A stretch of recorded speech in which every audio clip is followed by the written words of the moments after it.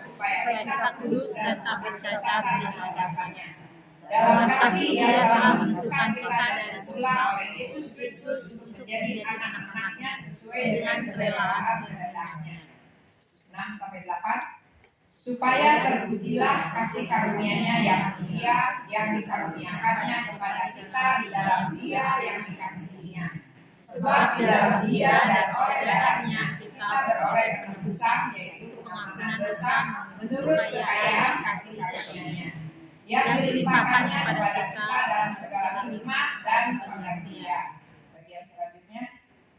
Sebab Ia telah menyatakan rahasia kehendak-Nya kepada kita sesuai dengan rencana kerelaannya, yaitu rencana kerelaan yang dari semula telah ditetapkannya di dalam Kristus sebagai persiapan kegenapan waktu untuk mempersatukan di dalam Kristus sebagai kepala segala sesuatu baik yang di surga maupun yang di bumi.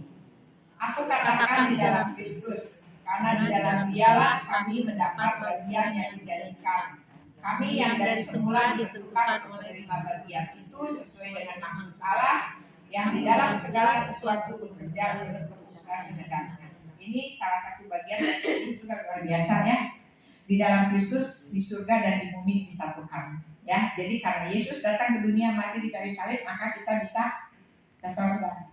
Gitu ya, kalau nggak terpisah, bumi dan surga terpisah gitu ya. Kemudian kembali lagi garis pertama 12-14. Supaya kami yang sebelumnya telah menaruh harapan pada Kristus boleh menjadi puji-pujian bagi kemuliaannya. Di dalam Dia kamu juga, karena kamu telah mendengar firman kebenaran, yaitu Injil keselamatanmu. Di dalam Dia kamu juga ketika kamu percaya dimeteraikan dengan Roh Kudus yang dijadikannya itu.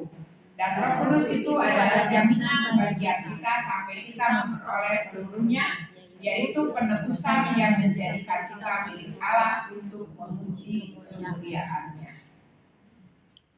Kemudian kita baca bersama-sama pasal 2 ayat 22. Di dalam Dia kamu juga turut dibangunkan dan jadi tempat kediaman Allah di dalam Roh. Ya, ini juga bisa terjadi hanya di dalam nama Tuhan Yesus. Bahwa setiap manusia yang tadinya manusia berdosa disucikan oleh darah Yesus menjadi kudus, sehingga Roh Kudus, Roh Allah bisa tinggal di dalam hati kita, sehingga sesudah zaman Tuhan Yesus yang namanya bait Allah bukan lagi bangunan, tetapi orang percaya, umat tebusan. Kita ini bait Allah, ya. Tubuh kita ini rumah Allah, karena Roh Allah sudah bisa tinggal di dalam kita. Jadi hukum-hukum Allah sudah tertulis di dalam hati kita pada waktu kita percaya kepada pengampunan dalam Tuhan Yesus dan kemudian kita menjadi orang percaya. Nah sekarang garis besar kitab Efesus ya. Kitab Efesus ini kitab yang tidak ada peringatan, kitab yang tidak ada teguran, ya.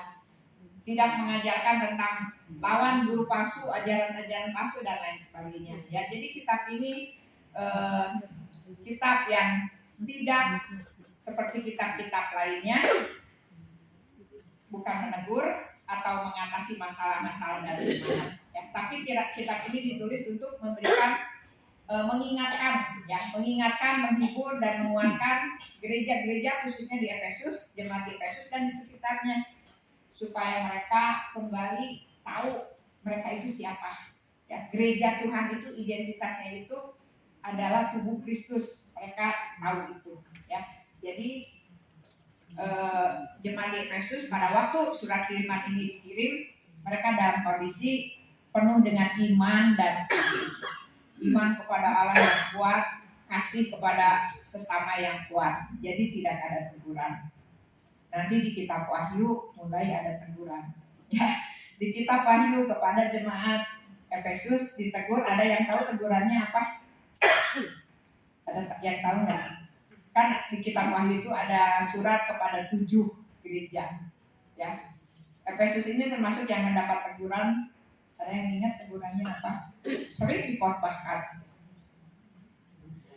Dikatakan bahwa mereka itu nggak kekurangan segala sesuatu. Mereka itu gereja yang kaya, ya. Tetapi mereka satu hal yang mereka lupa, sehingga kalau tidak kembali kepada satu hal ini, kaki Dian akan dicabut karena Tuhan ya, yaitu ya cerita ya kasih yang semula ya.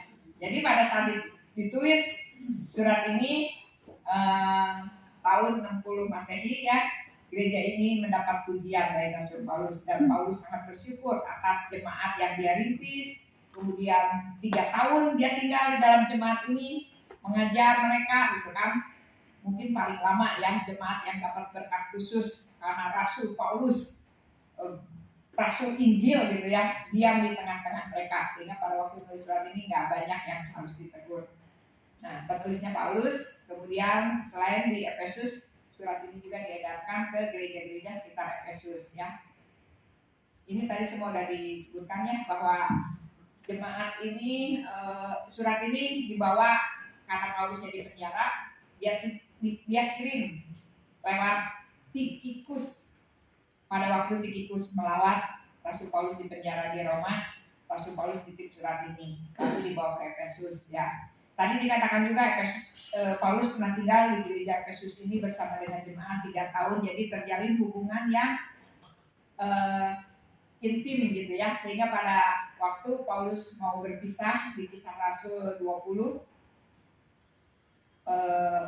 mengadakan perpisahan, penatua ketemu gitu ya dengan Rasul Paulus, pada nangis sedih ya, karena Rasul Paulus terakhir kali sebelum ditawan di penjara ketemu dengan mereka. Kemudian ayat kuncinya pasal 4 ayat 46. Salah satu yang Paulus doakan supaya gereja Tuhan, orang percaya dari zaman Paulus kitab Efesus sampai sekarang di GKI Anugerah, itu keinginan Paulus, bahwa kita itu percaya Allah benar-benar ada Roh Kudus di dalam hati kita.